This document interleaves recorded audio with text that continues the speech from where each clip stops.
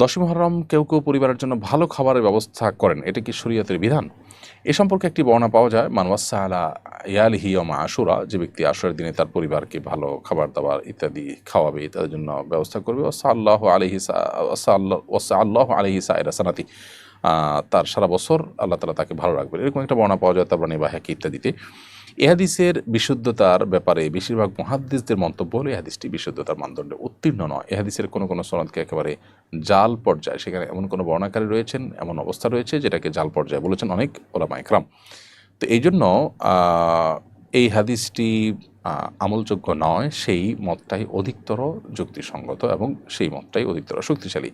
কেউ কেউ এটাকে আমলযোগ্য বলেছেন, আমাদের পাকবাদ মহাদেশে অনেকে কোনো কোনো বর্ণা রয়েছে, সেই বর্ণাগুলোকে কোনো কোনো মুহাদ্দিসগণ গ্রহণযোগ্যতার লেভেল পর্যন্ত যায় বলেছেন, সেটার উপর আমল করার কথা বলেছেন। কিন্তু আমরা যেটা বললাম যে বেশিরভাগ গবেষক এবং যে সমস্ত গবেষকদের গবেষণা অধিকতর শক্তিশালী মনে হয়, সেটি হলো যে হাদিস গ্রহণযোগ্যতার মানদণ্ডে উত্তীর্ণ নয়। অতএব আশুরার দিনে ভালো খাবার দাবার আয়োজন করা সুন্নাহ নয়, আশুরার দিনে তো রোজা রাখা সুন্নাহ নবী সাল্লাল্লাহু আলাইহি ওয়াসাল্লামের, সেখানে ভালো খাবার দাবার আয়োজনের প্রশ্ন কোত্থেকে ওঠে। নোহা রহমান আপনি লিখেছেন, বাবা মায়ের ত্যায্য সম্পত্তি বন্টনের পর বোনদের প্রতি ভাইদের কি কোনো দায়িত্ব নেই? থাকলে কি দায়িত্ব জানাবেন? বাবা মায়ের রেখে যাওয়া যে সম্পদ, সেটা বন্টন করার পর বোনদেরকে তাদের হক যদি দিয়েও দেওয়া হয়, তারপরেও বোনদের প্রতি ভাইদের অধিকার আছে, আবার ভাইদের প্রতিও বোনদের কর্তব্য রয়েছে। অর্থাৎ উভয়ের প্রতি যথাযথ দায়িত্ব পালন করতে হবে। সে দায়িত্বগুলোর ভিতরে সবচেয়ে কমন দায়িত্ব হলো, উভয়ের জন্য মিউচুয়াল দায়িত্ব হলো যে পরস্পরের সাথে সম্পর্ক ভালো রাখার চেষ্টা করবেন, পরস্পরের দুঃখে দুঃখী হবেন, সুখে সুখী হবেন, আত্মীয় হিসাবে খোঁজ খবর নেবেন, সহমর্মিতা প্রদর্শন করবেন, বিপদে পাশে দাঁড়াবার চেষ্টা করবেন। এসব কাজগুলো সর্বাবস্থায় করতে হবে। বাবা মার রেখে যাওয়া সম্পদ বন্টন করে দিয়েছেন, বোনদেরটা দিয়ে দিয়েছেন, এর মানে এই নয় যে সম্পর্ক শেষ হয়ে গেল, এটি মনে করাটা একেবারেই ভুল। এই সম্পর্কটা এবং এই সম্পর্ক সূত্রে যে সদাচরণ করার বিষয়টি আত্মীয়তার সম্পর্কের কারণে রয়েছে, সেটি জাস্ট রক্তের বন্ধনের ভিত্তিতে, এটা কোনো লেনাদেনার ভিত্তিতে না। লেনদেনের ভিত্তিতে বা টাকা পয়সার স্বার্থ আছে সেই ভিত্তিতে কারোর সাথে সদাচরণ করছেন, সেটা তো অন্য মানুষদের সাথে হবে। কিন্তু ভাই বোন বা রক্ত সম্পর্কীয় মানুষদের সাথে শুধু রক্ত সম্পর্কিত মানুষ হওয়ার কারণেই সদাচরণ করে যেতে হবে আজীবন, এমনকি সম্পদ বন্টনের পরও। ন্যাটোর সদস্য রাষ্ট্রগুলো 2035 সালের মধ্যে সামরিক খাতে তাদের জিডিপির 5% ব্যয় করবে বলে ঘোষণা দিয়েছে। গত বছর ন্যাটো সামরিক খাতে ব্যয় করেছে $1.5 ট্রিলিয়ন। এটি বিশ্বের মোট সামরিক ব্যয়ের অর্ধেকের বেশি। যদি 2030 সালের মধ্যে প্রস্তাবিত জিডিপির 3.5% লক্ষ্যমাত্রা পূরণ করা হয়, অর্থাৎ সামরিক খাতে ব্যয় করা হয়, তাহলে খরচ দাঁড়াবে $13.4 ট্রিলিয়ন। সংখ্যাটা এতই বড় যে এই টাকা বিশ্বের প্রতিটি মানুষকে এককালীন $1,674 করে নগদ অর্থ সহায়তা করা সম্ভব। বিষয়টাকে কীভাবে দেখছেন? আপনি যে ফিগারগুলো বলেছেন এবং যে তথ্য দিয়েছেন প্রিয় দর্শক, সেটি যদি সঠিক হয়ে থাকে তাহলে এটা তো খুবই ভয়াবহ একটি বার্তা দেয়। এটা সুস্পষ্টভাবে পৃথিবীকে তার ধ্বংসের দিকে নিয়ে যাওয়ার নামান্তর। অস্ত্রের এই মহড়া এবং এই প্রতিযোগিতা গোটা বিশ্বের মানুষের দারিদ্র্য বিমোচন করা সম্ভব যেই বাজেট দ্বারা, সেই বাজেট যদি শুধু অস্ত্রের জন্য আর যুদ্ধের প্রস্তুতির জন্য এবং সামরিক খাতে ব্যয় করা হয়, তাহলে তার মানে হবে যে সবাই খেয়ে না খেয়ে অস্ত্র এবং সামরিক শক্তি এটি বাড়াবার চেষ্টা করবে, এবং যার ফলশ্রুতিতে পান থেকে চুন খসলেই যুদ্ধ বাঁধবে। ইতিমধ্যে আমরা একের পর এক যুদ্ধ বাড়তে দেখছি, যুদ্ধ বাঁধতে দেখছি। সেটি পৃথিবীকে তার ধ্বংসের দিকে নিয়ে যাবে হয়তো। এই অসুস্থ প্রতিযোগিতা থামানো দরকার, এবং পৃথিবী যদি সেদিকে না যায় এবং পৃথিবীর নেতৃবৃন্দ যদি সেদিকে না যান, তাহলে সেক্ষেত্রে পৃথিবীর অস্তিত্ব সংকটের মধ্যে পড়বে ছাড়া আর কিছুই নয়। ইতিমধ্যে এই জোটের এই সামরিক খাতে তাদের অতিরিক্ত মনোযোগ, সেটির কারণে ইরাক, আফগানিস্তান বহু দেশকে ধ্বংসের দ্বারপ্রান্তে নিয়ে গেছে আমরা জানি। এবং এই সামরিক খাতে তারা যদি ব্যয় বাড়ান, তাহলে সেক্ষেত্রে তাদের পরিবেশ ধ্বংস হবে, তাদের পরিবেশ সহ অন্যান্য খাতগুলোতে তাদের যে বাজেট সেগুলো কমাতে হবে, সেগুলো কমানো মানে তাদের শেষ হওয়া, আর অস্ত্র খাতে বাড়ানো মানে পরিবেশ ধ্বংস হওয়া, পৃথিবী ধ্বংস হওয়া। অতএব বিশ্বের এই শক্তিশালী দেশগুলোর অস্ত্রের প্রতিযোগিতা, এটা বিশ্বকে এবং তাদের দেশের মানুষকেও ক্ষতিগ্রস্ত করবে না বিশ্বাস করি। আমি আশা করব যে তারা তাদের এই অস্ত্রের মহড়া এবং এই ক্ষমতার দম্ভ এর প্রতিযোগিতা থেকে তারা ফিরে আসবেন। এমনি আনিসুর রহমান আপনি লিখেছেন, কোনো সুদখোর বা জুয়ারি আত্মীয়ের কাছ থেকে টাকা ধার নেওয়া যাবে কিনা?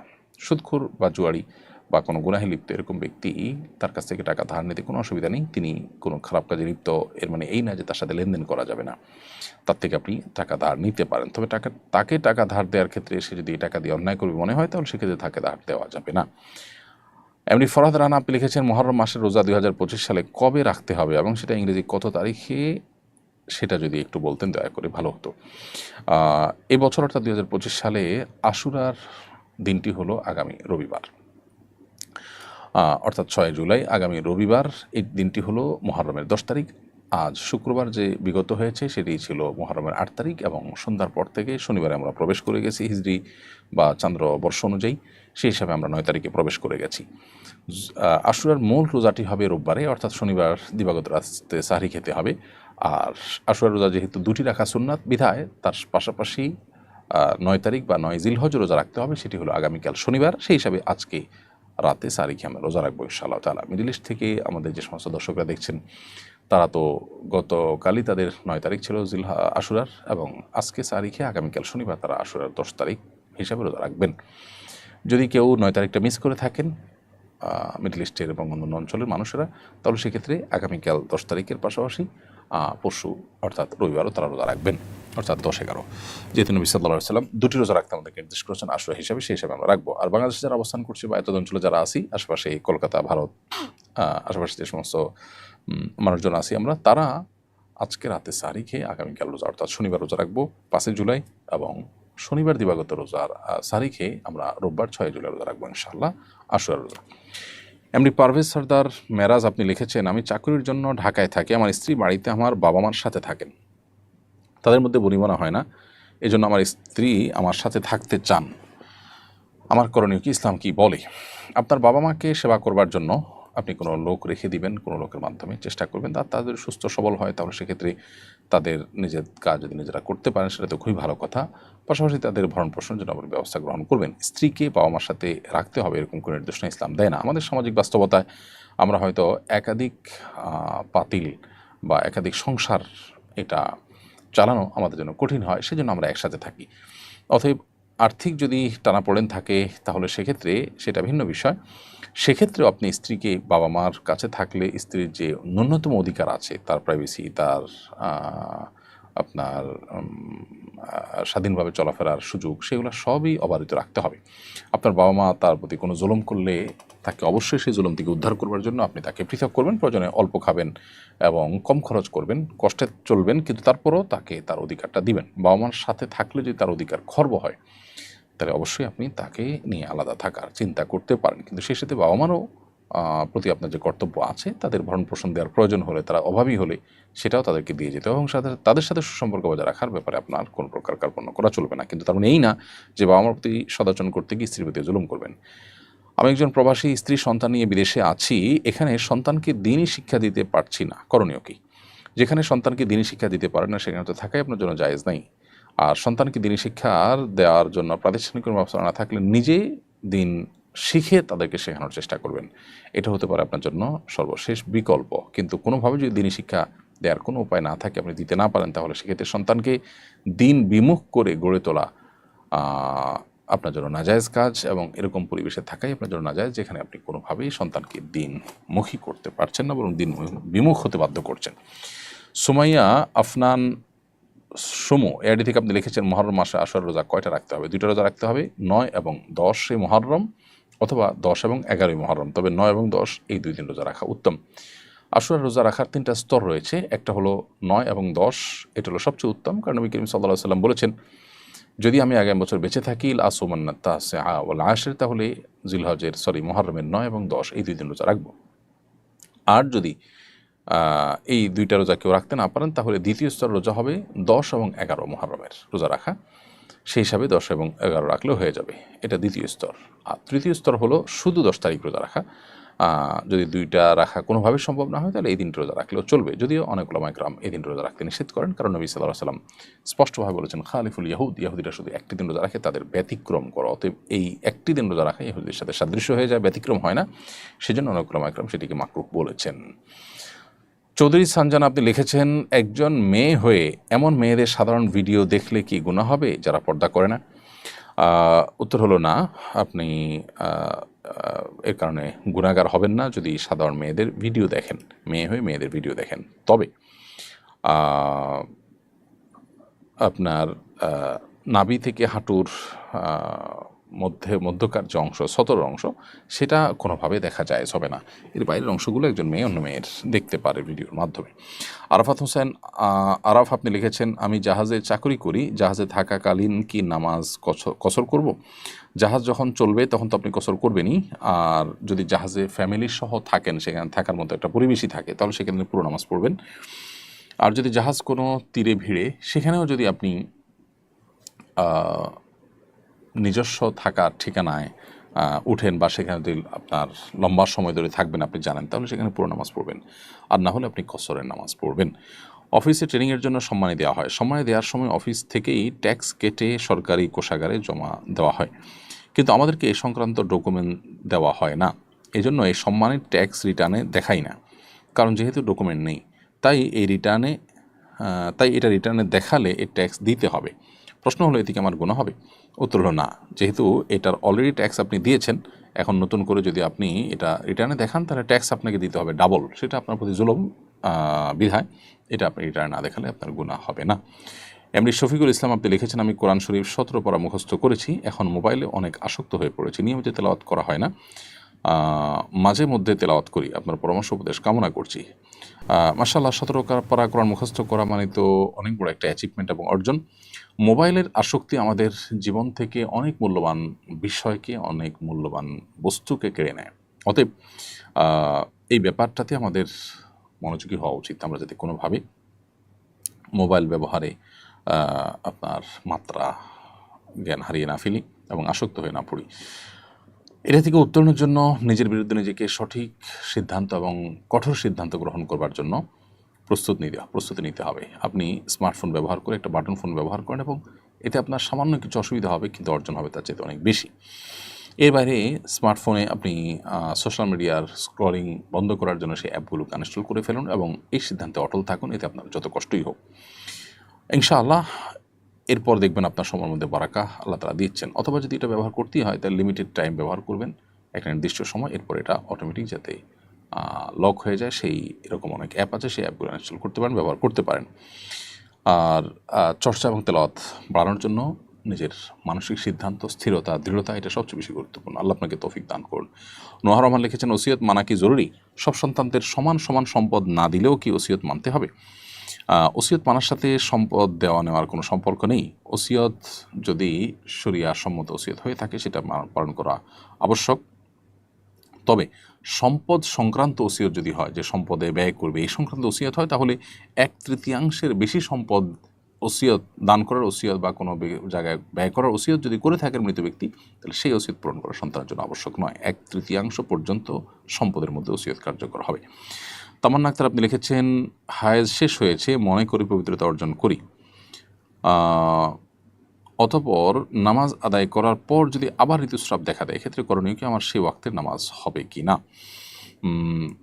আপনার এই বিষয়টি যদি এমন হয়ে থাকে যে আপনার নির্দিষ্ট যে মাসিকের অভ্যাস আছে, নিয়ম আছে, যে আপনি প্রতি মাসে এই কয়দিন হন, ধরুন 5 দিন হন আপনি প্রতি মাসে, এখন হঠাৎ করে প্রতি মাসে 5 দিন শেষ হয়েছে, পবিত্র হয়েছেন, আপনি নামাজ পড়েছেন, এরপর আবার ব্লাড দেখেছেন, তাহলে সেই ব্লাডটা অসুস্থতার ব্লাড, ইস্তেহাজার ব্লাড, যার কারণে আপনার নামাজ হয়েছে এবং এই অবস্থা আপনি নামাজ কন্টিনিউ করে যাবেন প্রত্যেক ওয়াক্তে উজু করে।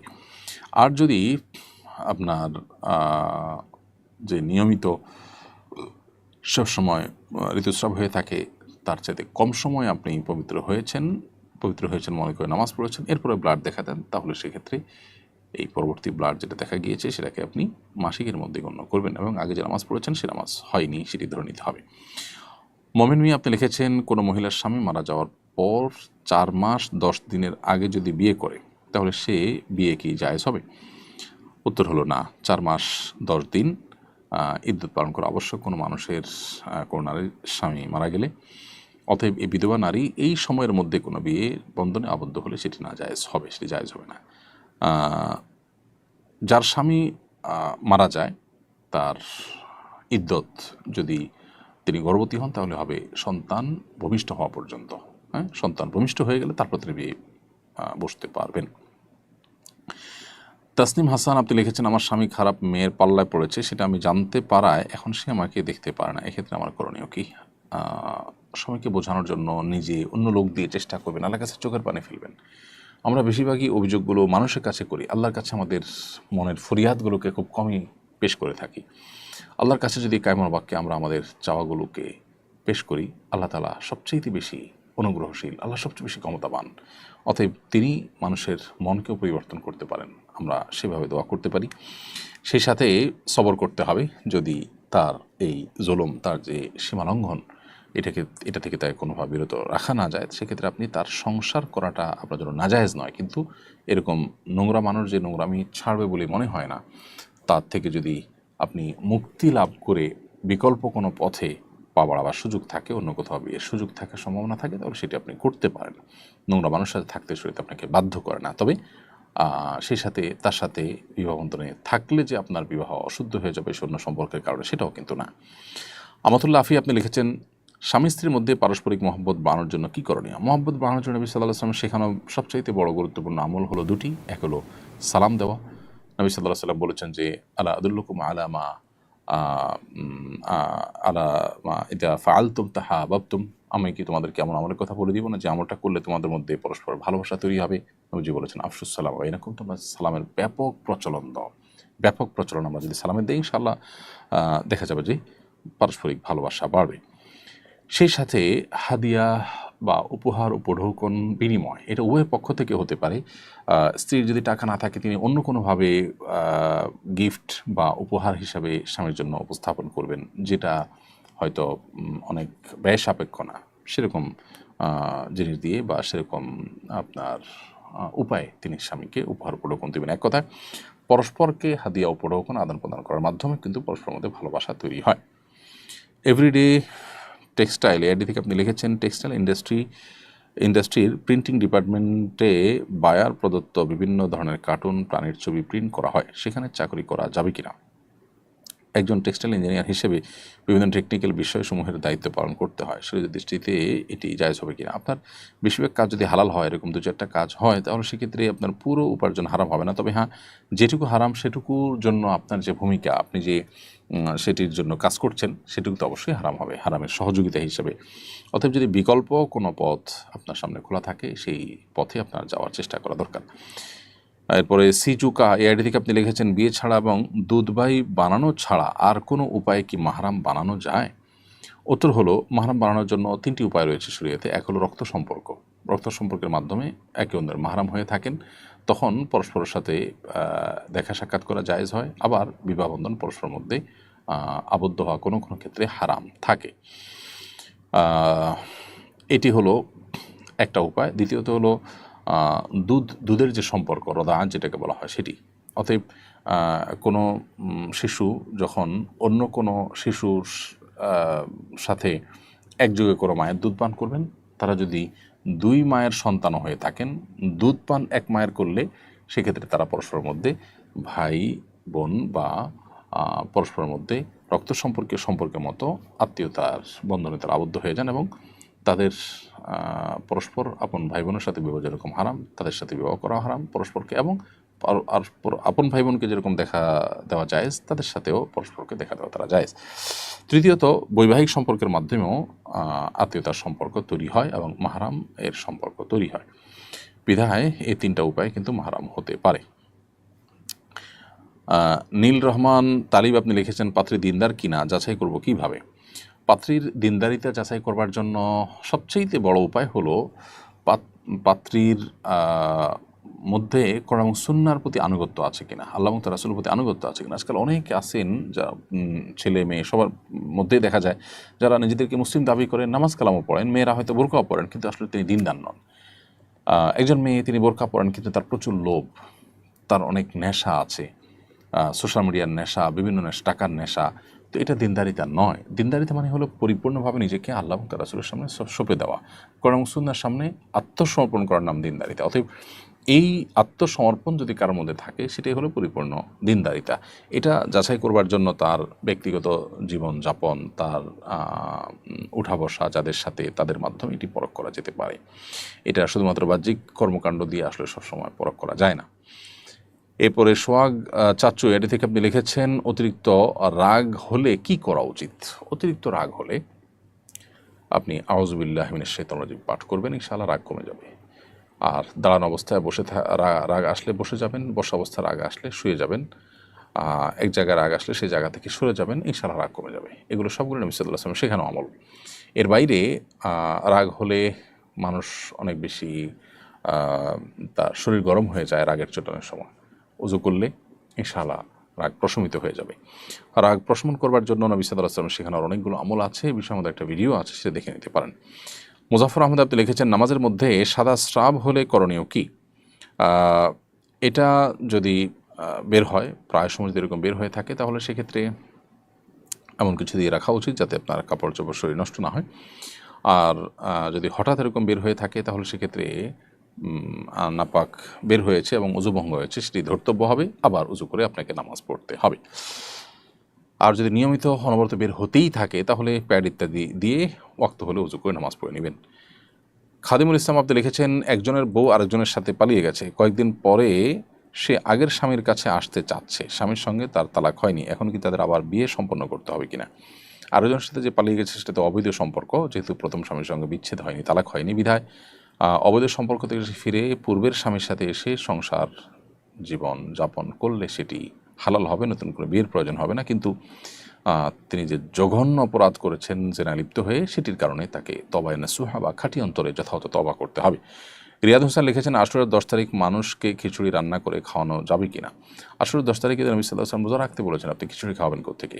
আশুরার দিন 10 তারিখে খিচুড়ি খাওয়ানো বা খিচুড়ির আয়োজন করা, এগুলোর কোনো নির্দেশনা কোরআন এবং সুন্নাহর কোথাও নেই। এটি বরং বেদআতে পর্যবসিত হবে আমাদের সমাজে যেভাবে হয়ে থাকে, লাল টাক ইত্যাদি বসিয়ে। এমনি ফিরোজ মিয়া লিখেছেন, আমার মা মারা গেছেন, আমার মামিকে কি আমি মা বলে ডাকতে পারবো কিনা? মা বলতে শ্রদ্ধার কারণে মা তুল্য মানুষদেরকে মা বলতে পারেন, সেটাতে অসুবিধা নেই। কিন্তু কাগজে কলমে বা সমাজে মানুষের কাছে পরিচয় দেওয়ার ক্ষেত্রে আপনি তাকে মা বলবেন না অবশ্যই। এমনিতে মা ডাক দিতে অসুবিধা নেই। ফাতেমা আক্তার আপনি লিখেছেন, স্কুলে থাকতে ফ্রেন্ডদের থেকে টুকটাক টাকা নেওয়া হয়েছে 10-20 টাকা এমন, আমিও দিয়েছি, কিন্তু তার কোনো হিসেব নাই। অনেক বছর চলে গেছে, মনেও নাই কোনো টাকা পাবো কি না, কেউ টাকা পাবে কি না। কিন্তু এখন ভয় হচ্ছে আমি 1 টাকা হলেও ঋণী আছি কি না। এ ভয় থেকে বাঁচার জন্য যদি কিছু টাকা দান করি, আমার ঋণ মাফ হবে কি না? হ্যাঁ, কিছু টাকা যদি আপনি দান করে দেন ওই নিয়তে যে আল্লাহ, কেউ যদি আমার কাছ থেকে টাকা পাওনা থেকে থাকে তাদেরকে আপনি এর সব দিয়ে দিবেন, সেই মর্মে আপনি দান করে দিতে পারেন এবং দায়মুক্ত হয়ে যাবেন ইনশাআল্লাহ বিদিনিল্লাহ। আর খুব ছোটোখাটো কোনো অ্যামাউন্ট হলে সাধারণত বন্ধুবান্ধবরা সেটা দায় দাবি রাখেও না। অতএব প্রথমত এটা নিয়ে আপনার খুব বেশি অরিড হওয়ার কারণ নেই। দ্বিতীয়ত হলো যে যদি কিছু টাকা আপনি দান করে দেন, আনুমানিক যে এর বেশি হবে না, অতএব এই টাকাটা আমি দান করে দিলাম, নিজের সওয়াবের নিয়ত না করে যারা পাওনাদার হতে পারে সম্ভাব্য তাদের পক্ষ থেকে, তাহলে ইনশাআল্লাহ আপনি দায়মুক্ত হয়ে যাবেন। প্রিয় দর্শক,